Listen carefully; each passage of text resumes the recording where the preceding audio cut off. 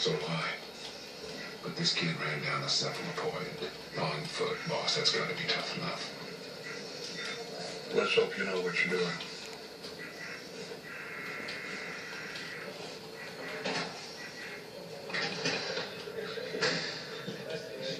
Gentlemen, Malapit ng congratulations. You're bababa. everything we've come to expect from years of government training.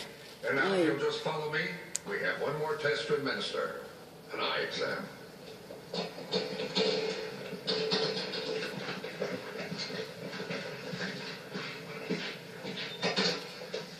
Bababa na siya eh.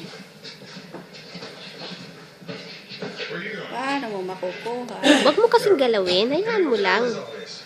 Back in the mid-1950s, the government started a little underfunded agency with the simple and laughable purpose of establishing contact with the race not of this planet. Look directly at the end of this device. We'll administer the eye test. Everybody thought the agency was a joke, except the aliens who made contact March 2, 1961, outside New York.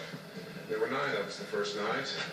7 agents, 1 astronomer, and 1 dumb kid who got lost on the wrong back road. Oh, you brought that tall man some flowers. Wala na. This way. They were a group of intergalactic refugees. Wanted to use the Earth as an apolitical zone for creatures without a planet. Did you ever see the movie Casablanca? Same thing, except no Nazis. Oh. We agreed, and we concealed all the evidence of their landing.